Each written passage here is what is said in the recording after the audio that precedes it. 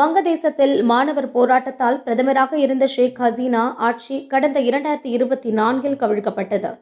பின்னர் முகமது யூனிஸ் தலைமையிலான இடைக்கால அரசு பதவியேற்றது. அதிலிருந்து அங்கு இந்துக்கள் மீதான வன்முறை தீவிரமடைந்து வருகிறது. வங்கதேச சிறுபான்மையினருக்கான மனித உரிமைகள் ஆணையமும் இதனை உறுதி செய்துள்ளது.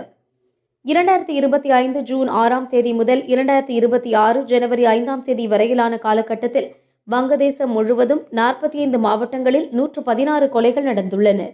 இந்த கொலைகளுக்கு காரணம் தனிப்பட்ட விரோதமோ அல்லது உள்ளூர் தகராறோ அல்ல, மாறாக நாடு தழுவிய அளவில் நடைபெறும் தொடர் வன்முறையே காரணம். கொலை, கொள்ளை, வீடுகள், வணிக நிறுவனங்கள், கோவில்கள் சூறையாடல், தீ வைத்தல், போலி மத குற்றச்சாட்டுகளின் பேரில் சித்திரவதை, பாலியல் வன்கொடுமை முயற்சி என இந்துக்கள் மீது பல தாக்குதல்கள் நடந்துள்ளன. குறிப்பாக கடந்த டிசம்பர் மாதத்தில் மட்டும் 51 வன்முறை சம்பவங்கள் பதிவாகியுள்ளன.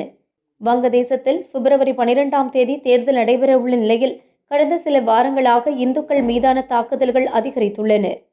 சிலேட் மாவட்டத்தில் உள்ள கோவெங்காட் பகுதியில் இந்து ஆசிரியர் பிரேந்திர குமார் டே என்பவரின் வீடு கலவரக்காரர்களால் தீ வைத்து எரிக்கப்பட்டுள்ளது.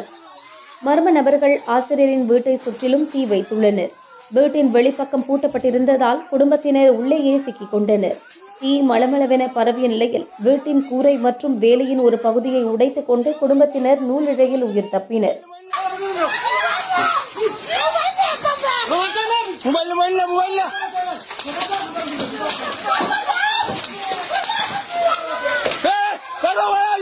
இப்படி பல இடங்களில் பெட்ரோல் ஊற்றி வீடுகள் எரிக்கப்படுவதும் சிறுபான்மையினரின் சொத்துக்கள் சூறையாடப்படுவதும் தொடர்கிறது.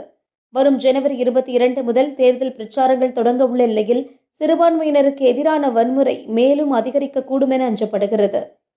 சர்வதேச மனித உரிமை அமைப்புகள் மற்றும் இந்திய வெளியுறவு அமைச்சகம் இது குறித்து கவலை தெரிவித்துள்ளன.